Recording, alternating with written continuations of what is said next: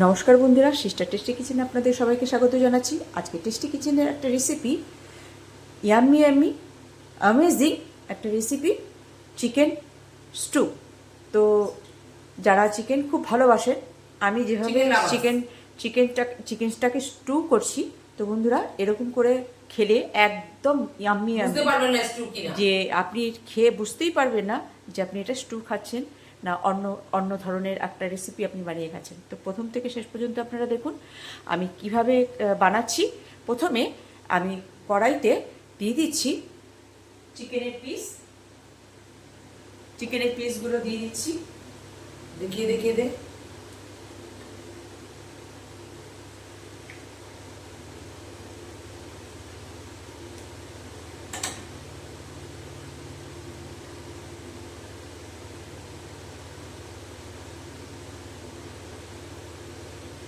দিয়ে দিচ্ছি পেঁয়াজ কুচোনো, আর ধুয়ে নিবি।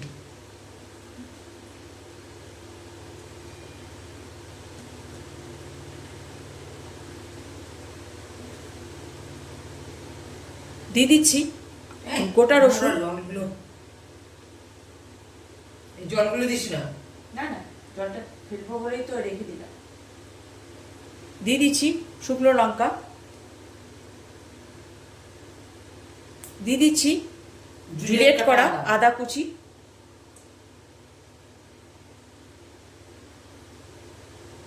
এইগুলো আগে দে, ধুয়ে দিবি।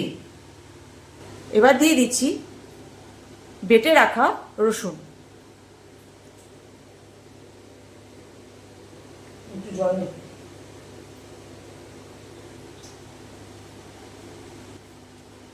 দিয়ে দিচ্ছি গোটা ধনে,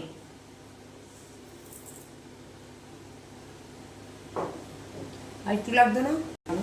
দিয়ে দিচ্ছি গরম মশলা, জয়িত্রী, বড় বড় ছোটো এলাচ, দারচিনি, লবঙ্গ, শাহমরিচ আর গোলমরিচ। কতটা দেবো দই? দিয়ে দিচ্ছে দই। আর দেবো না হুম না, দিয়ে দিলাম নুন,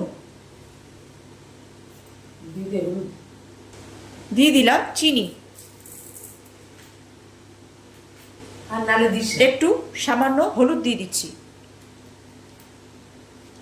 কেন কি অনেক সময় আমরা একদম সাদাটা দেখতে অভ্যস্ত না, সেই জন্য একটু হলুদ দিয়ে দিলাম।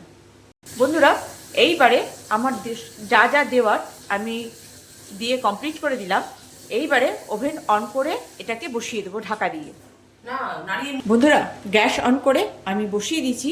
এবার এগুলোকে একটু ভালো করে নাড়িয়ে নিতে হবে, নাড়িয়ে মিশিয়ে দিতে না।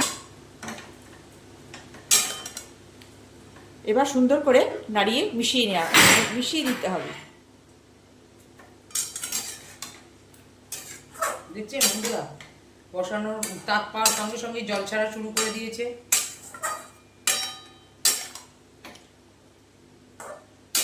পেঁয়াজ থেকে জল সেরে নুন দিয়েছি না, পেঁয়াজ, তারপরে আদা, রসুন, মাংস, দই।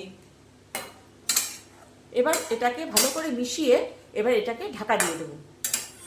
দেখুন বন্ধুরা, এই যে চিকেনের থেকে জল বেরিয়ে কিরম ফুটছে, ঠিক আছে?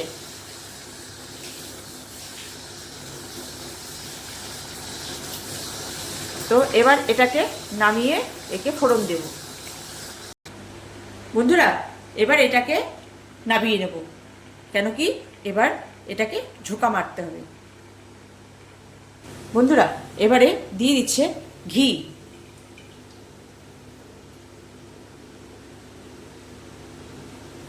দেবো না বন্ধুরা ঘিটা এখানে গরম হয়ে গেছে। এবারে গোটা গরম মশলা ফোড়ন দিয়ে দেবো। কি দেবো? দারচিনি, এলাচ, লবঙ্গ, জয়িত্রী, গোলমরিচ আর শাহমরিচ।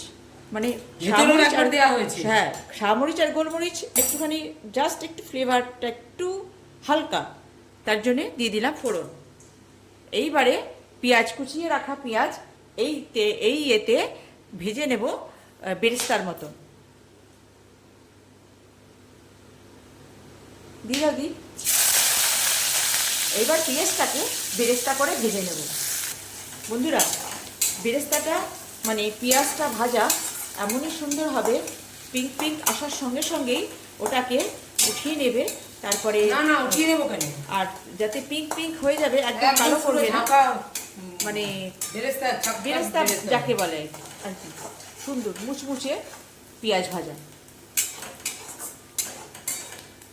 বন্ধুরা, পেঁয়াজটাকে, এই পেঁয়াজ ভাজাটাকে এই পজিশনে যদি আপনি তুলে একটা মানে ছড়িয়ে রাখেন, তাহলে একদম মুচমুচে, আর উঠিয়ে রাখলেই ও পেঁয়াজটা ওর গরমে পেঁয়াজটা কালার ধরে যাবে। তো বেরেস্তা এখানে আমার ভাজা হয়ে গেছে। এবারে ওই স্টুটাকে এখানে ফোড়ন দেব।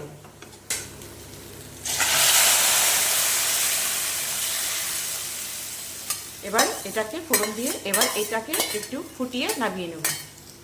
বন্ধুরা, এত সুন্দর এই যে স্ট্যান্ডার্ড স্টু এইটাকে আপনাদের কেউ বলবে স্টু, জন্য জোগাড় করেছি, কিন্তু এত সুন্দর ইয়ামি ইয়ামি অ্যামেজিং একটা রুটি stew, ভাত সবটাতে রুটি খেতে ভাত পারবেন। যাতে খুশি আপনি খেতে ইচ্ছা করবে, আপনি সবটাতেই খেতে পারবেন।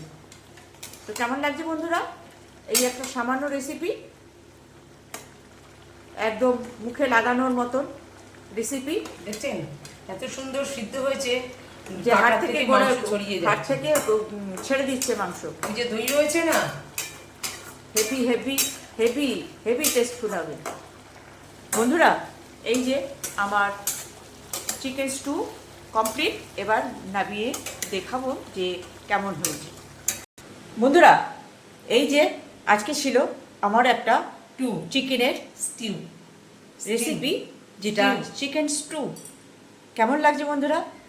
এই ভাত অসাধারণ রুটি, খেতে। সব ভাত খেতে রুটি পারবেন। সবটাতে একদম ইয়ামি ইয়ামি, একদম অ্যামেজিং একটা রেসিপি। কিন্তু একটা সামান্য শুধু একটু রেসিপি দেখতেই পেলেন যে প্রথম থেকে আমি যে বানালাম, খালি ইয়েটা যে দিয়েছি, খালি ঘিয়ের যাতে ঝোঁকাটা দিয়েছি। যাতে ময়েশ্চারটা আসে, সেই জন্য আপনি এইটাকে বলতে মানে কেউ দেখলে বলতেই পারবে না যে এটা কষা না পুরো মাংস সেদ্ধ। কষা না শুধু স্টু করা।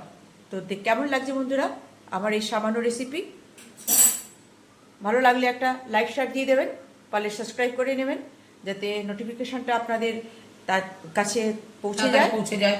আর এই যে ছিল আমার আজকে চিকেন স্টু, কেমন লাগছে আমার এই সামান্য রেসিপি? আপনারা বানিয়ে খাবেন আর এনজয় করবেন। আসছি বন্ধুরা, বাই।